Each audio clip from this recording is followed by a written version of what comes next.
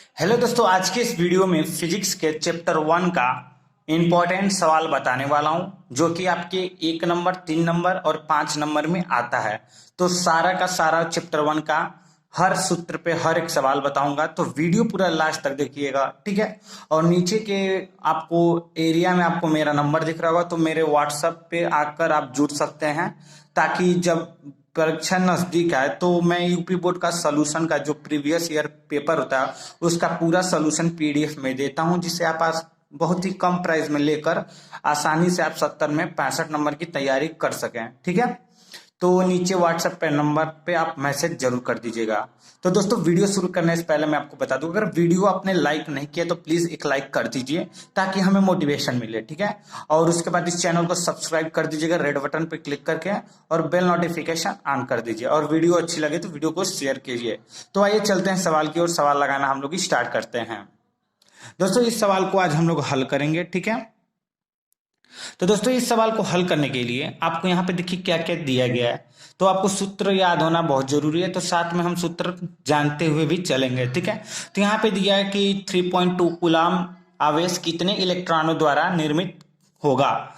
तो दोस्तों, यहाँ पे कितने आवेश मतलब कितना आवेश होगा यह पूछा है, ठीक है। और यहाँ पे क्यू दिया है। तो दोस्तों, एक सूत्र आता है इसका, तो यहाँ पे देखिए पहले लिख देंगे क्यू बराबर क्या दिया हम लोग का 3.2, और एन बराबर क्या है क्वेश्चन मार्क, मतलब इलेक्ट्रॉनों की संख्या, मतलब इलेक्ट्रॉन कितने इलेक्ट्रॉन पूछेगा, मतलब इलेक्ट्रॉनों की संख्या पूछ रहा है, ठीक है। तो यहाँ पे एन बराबर क्वेश्चन मार्क, ठीक है।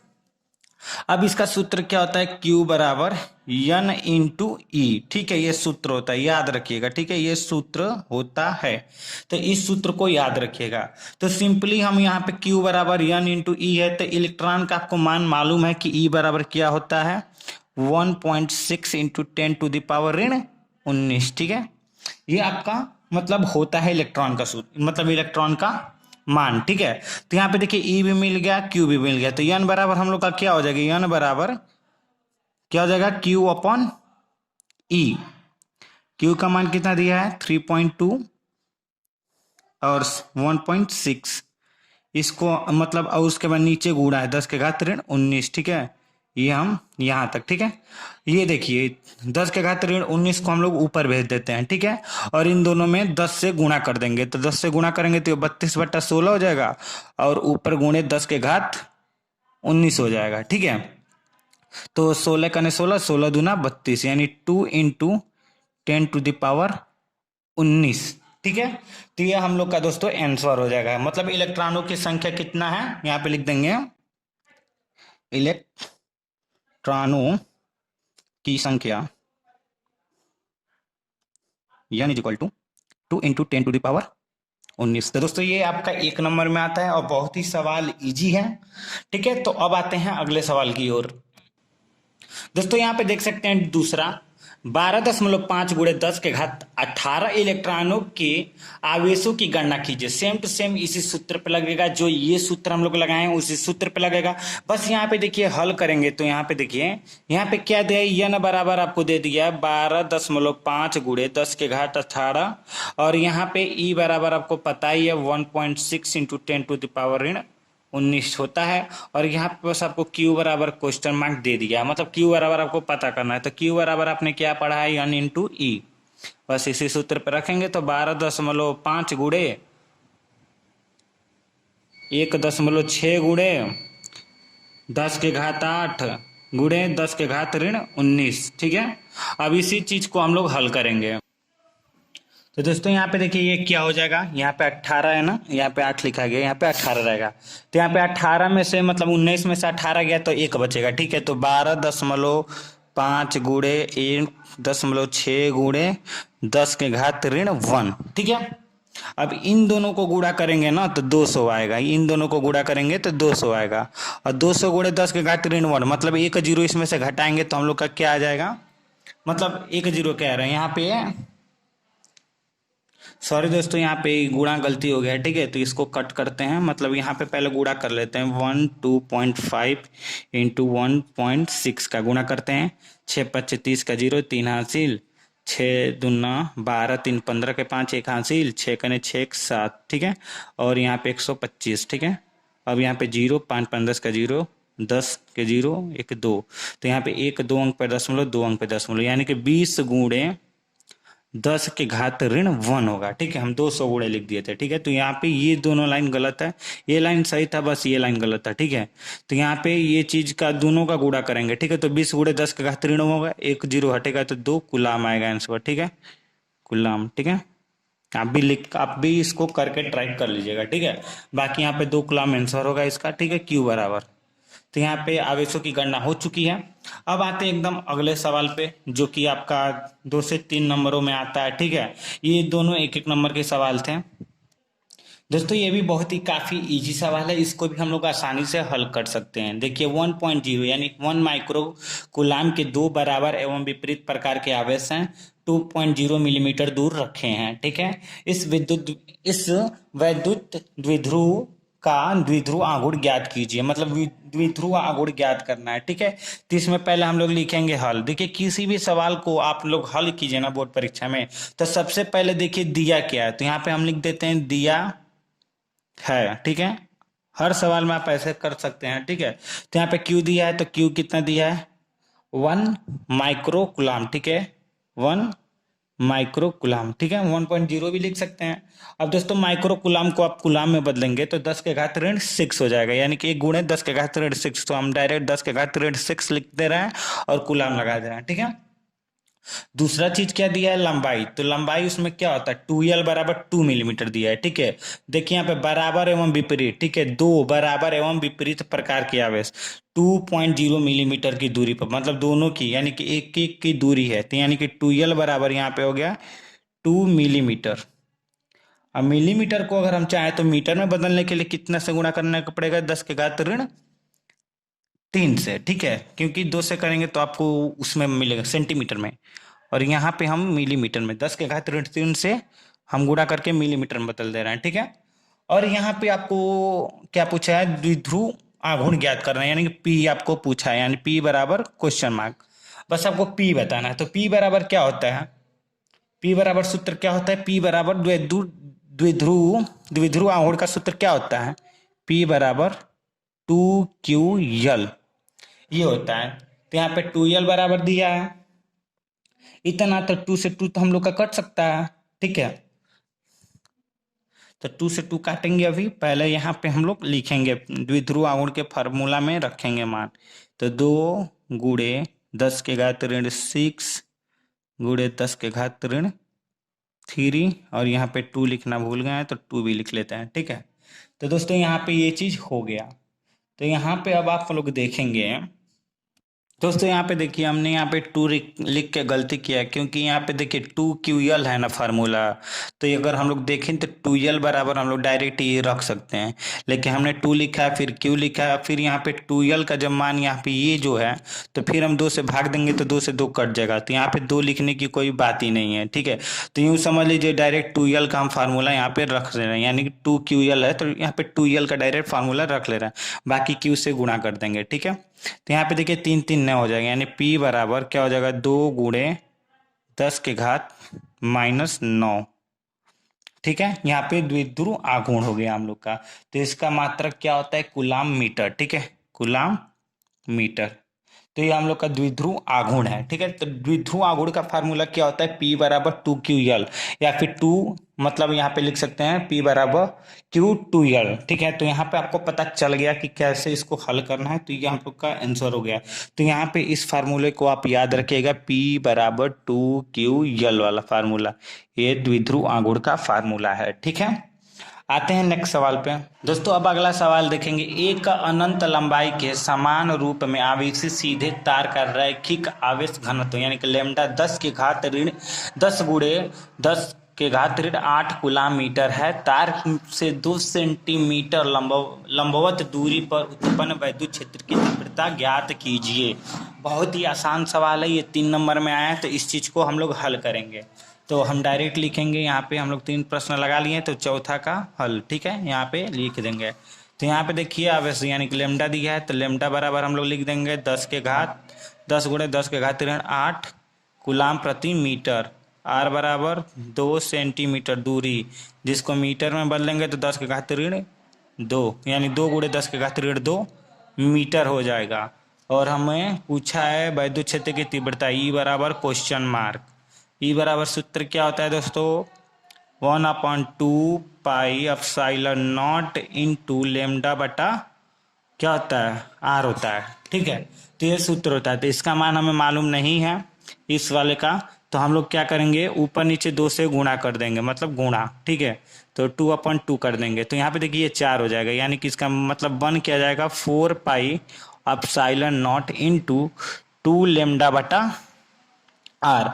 अब इसका पूरे का मान क्या होता है आपको मालूम है, तो यहाँ पे लिख देंगे। यहाँ पे देखिए ई बराबर 9 इंटू 10⁹ इज इक्वल टू 2 यहाँ पे इज इक्वल टू नहीं रहेगा, यहाँ पे गुणे रहेगा। ठीक है, गुणे रहेगा, सॉरी। यहाँ पे 2 लेमडा का मान, यहाँ पे 2 इंटू लेमडा का मान है आपका 10⁻⁸ ये लेमडा का मान हो गया। और नीचे आर का मान क्या है, 2 × 10⁻²। यहाँ पे देखिए 2 से 2 कटा, 10⁻2 से 10⁻8 में माइनस करेंगे तो 10⁻6 हो जाएगा। यानी कि ई बराबर हम लोग का क्या हुआ, 9 × 10⁻9 गुणे, यहाँ पे 10 है, यहाँ पे थी है। ठीक है, ये है, तो 10⁻6 हो जाएगा। और फिर ऋण 6 में से एक और माइनस करेंगे ये वाला, तो कितना हो जाएगा, 10⁻5 है। ठीक है, तो यहाँ पे ऋण 5 हो जाएगा। अब ई बराबर क्या हो गया, 9 इंटू 10⁻, इसमें से इसमें फिर 5 में से घटाएंगे तो यहाँ पे 4 हो जाएगा। यानी कि आंसर हम लोग का क्या हुआ, 9 × 10⁻4। ठीक है, तो काफ़ी आसान था। ठीक है, तो वैद्युत क्षेत्र की तीव्रता का सूत्र आप लोग ये देखिएगा, ध्यान में रखिएगा, याद हो। ठीक है, और नहीं तो आपको सिंपली ये वाला सूत्र याद कर लेना, वैद्युत क्षेत्र की तीव्रता का 1/4 pi epsilon naught into 2 lambda upon r. ठीक है, यहाँ पे 2 रहेगा, ये ध्यान रखिएगा। इसका मान आपको 9 × 10⁹9 हो जाएगा। ठीक है, तो ये चीज़ इसका मोस्ट इम्पॉर्टेंट सूत्र है, इसको याद रखिएगा, हो सकता है आपके बोर्ड परीक्षा के एग्जाम में आ जाए। ठीक है, बढ़ते हैं नेक्स्ट सवाल की ओर, जो कि आपका और भी इम्पोर्टेंट है दोस्तों, बहुत ही ज़्यादा इम्पोर्टेंट है। इसको भी आसानी से देखेंगे कैसे करना है। किसी घनत्व के केंद्र पर 10 माइक्रो कूलाम का आवेश रखा है, घन के पृष्ठ से कुल कितना वैद्युत फ्लक्स गुजरता है, मतलब गुजरता है घन के किसी एक फलक में कितना फ्लक्स घनत्व गुजरेगा। ठीक है, तो पूछा है यहाँ पे। तो यहाँ पे देखिए दोस्तों क्या होता है कि एप्सिलॉन नॉट का ऑलरेडी यहाँ पे मान दे दिया, आपको सवाल में मान दे देगा या फिर आपके पेपर के पीछे मान देता है। जैसे कि मान लीजिए यहाँ पे 2020 का पेपर पड़ा है मेरे पास, तो यहाँ पे पीछे की ओर देखेंगे तो जो आपके पेपर में मतलब इंपॉर्टेंट रहता है वो फार्मूला यहाँ पे दे देता है। ठीक है, तो यहाँ पे हम लोग कहीं एप्सिलॉन का इसमें मान का जरूरत नहीं है, तो इसलिए यहाँ पे पीछे एप्सिलॉन का मान नहीं दिया है। लेकिन जिस पेपर में एप्सिलॉन का मान का उपयोग रहेगा उस पेपर में एप्सिलॉन 0 का मान जरूर देगा। ठीक है, तो इस सवाल को हल करने के लिए हम लोग को एप्सिलॉन 0 का मान चाहिए। आप चाहें तो याद भी कर सकते हैं, लेकिन आपके पेपर के पीछे देगा भी। ठीक है, अगर भूल जाते हैं उस टाइम तो पीछे देखकर आप हल कर सकते हैं सवाल। ठीक है, तो यहाँ पे देखिए, यहाँ पे क्या होता है, घन का एक पृष्ठ मान लीजिए यहाँ पे बंद है। ठीक है, तो गाउस के प्रमेय को हम इसमें लगाएंगे, तो यहाँ पे गुजरने वाला फ्लक्स, यानी कि गाउस का प्रमेय क्या होता है, फाई ई बराबर क्या होता है सूत्र, Q बटा एप्सिलॉन नॉट, एकदम इसी को लगाएंगे। ठीक है, तो Q का मान दिया है 10 माइक्रो कूलाम। ठीक है, बटा एप्सिलॉन का मान क्या है, 8.85 इंटू 10⁻12। ठीक है, और आपको बताया हूँ कि माइक्रो कूलाम जब दे तो इसको कूलाम में बदलने के लिए 10 × 10⁻⁻, मतलब ऋण 6 का गुणा करना पड़ता है, तो ये कूलाम में बदल जाएगा।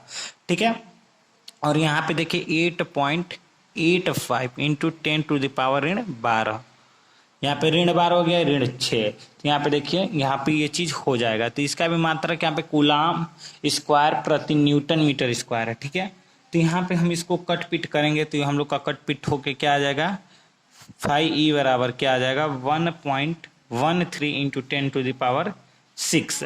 अभी क्या होगा यहाँ पे, अब इसका मात्रक क्या होगा, तो मात्रक की देखिए, इसका मात्रक क्या है, कूलाम प्रति न्यूटन मीटर स्क्वायर, इसका क्या है कूलाम। तो अगर यहाँ पे मान लीजिए हम यहाँ पे लिख रहे हैं कूलाम, तो न्यूटन मीटर स्क्वायर ऊपर चला जाएगा, यानी कि न्यूटन मीटर स्क्वायर ऊपर चला जाएगा, प्रति अब यहाँ पे 1 कूलाम ऊपर है और नीचे 2 कूलाम है, तो 1 कूलाम से 1 कूलाम कटेगा तो 1 कूलाम बचेगा, यानी न्यूटन मीटर स्क्वायर प्रति कूलाम, ये इसका मात्रक हो जाएगा। तो फाई ई बराबर, ठीक है।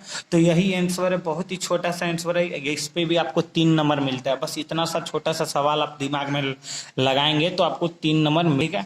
बाकी इतना जो लिखा है ना, कंफ्यूजन करने के लिए लिखा है, ठीक है।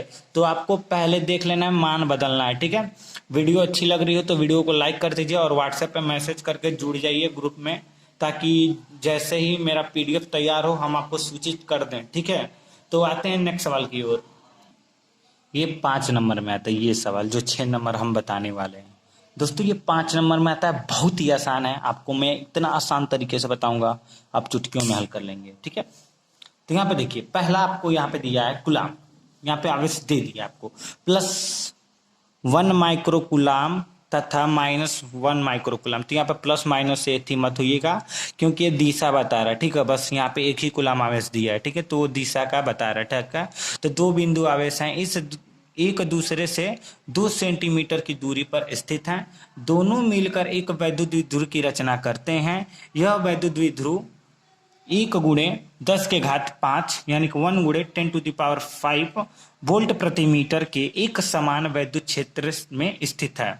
तो ज्ञात कीजिए वैद्युत द्विध्रुव आघूर्ण, जो अभी हमने ज्ञात किया है P बराबर वाला, और द्विध्रुव आघूर्ण पर आरोपित बल आघूर्ण ज्ञात करना है, ठीक है। तो काफी आसान सवाल है, इसको भी एकदम आसान तरीके से बताएंगे। तो यहाँ पे देखिए, पहले हल करेंगे, ठीक है। हल दिया है, क्या क्या दिया है दोस्तों, तो यहाँ पे Q दिया है, तो Q कितना दिया है, +1 माइक्रो कूलाम यानी 10 के घात ऋण 6 कूलाम, ठीक है। और यहाँ पे 2L बराबर, जैसे कि हम यहाँ पे लंबाई की बात की तो 2 सेंटीमीटर, अर्थात 2 गुणे 10 के घात ऋण 2 मीटर, जैसे कि पिछले सवालों में आप देखे हैं, ठीक है। अभी पीछे के सवाल में तो यहाँ पे आपको क्या हो गया, इतना दे दिया है। और यहाँ पे देखिए वैद्युत क्षेत्र, यहाँ पे क्या दिया है, हाँ ये चीज है, ठीक है। तो 10 के घात ऋण 5 एक द्विध्रुव, ठीक है, द्विध्रुव इतना वोल्टेज वैद्युत क्षेत्र में स्थित है, वैद्युत क्षेत्र में, यानी कि ये क्या हो गया आपका E बराबर दे दिया, जिसका है वोल्ट प्रति मीटर, 10 के घात 5 यानी कि वोल्ट प्रति मीटर। दोस्तों अगर आपको कुछ न याद हो ना, तो आप मात्रक देख के भी मतलब ये जान सकते हैं कि कौन चीज, मतलब क्या चीज क्या दिया है, ठीक है। तो मतलब यहाँ पे ये चीजें मिल गई, हम लोग को क्या ज्ञात करना है, P बराबर क्वेश्चन मार्क, और बल आघूर्ण का क्या होता है टाउ, ठीक है, टाउ मैक्स बराबर क्वेश्चन मार्क। बस यही 2 चीजें हमें पता करनी है। जैसे कि P बराबर आपको सूत्र क्या बताया था, तो पहला पॉइंट हम लोग का आ गया द्विध्रुव आघूर्ण का, ठीक है। तो द्विध्रुव आघूर्ण यहाँ पे लिख लेंगे, द्विध्रुव आघूर्ण P बराबर, तो Q इंटू 2L लिख ले रहे हैं, ठीक है। तो Q इंटू 2L, जैसे कि पहले बताया 2QL, मतलब ऐसे याद कर लीजिए। और 2L का आपको दिख ही रहा है यहाँ पे, और Q बराबर दिख ही रहा है, तो सिंपली एकदम आसान है, लिख लेंगे। तो आवेश 10 के घात ऋण 6 और 2L का 2 गुणे 10 के घात ऋण 2, 6 2 8 हो गया, यानी P बराबर 2 गुणे 10 के घात ऋण 8। बस ये चीज हम लोग का आंसर हो गया। तो यहाँ पे इसका मात्रक क्या हो जाएगा, कूलाम मीटर, और कूलाम मीटर हो जाएगा, क्योंकि Q आवेश का क्या होता है, C मतलब कूलाम होता है, और लंबाई मीटर में नापी जाती है, तो कूलाम मीटर, ठीक है। तो ये हो गया पहला, ठीक है। अब दूसरा देखिए, दूसरा द्विध्रुव आघूर्ण, ठीक है, बल आघूर्ण, सॉरी बल आघूर्ण गुण, ठीक है। टाउ मैक्स बराबर P इंटू ई होता है, P इंटू ई होता है, इसका सूत्र होता है, ठीक है। तो P इंटू ई, तो P का आपको मान यहाँ पे पता ही चल गया, 2 गुणे 10 के घात ऋण 8, और E का मान आपको मालूम ही है, 10 गुणे 10 के घात मतलब 5, ठीक है।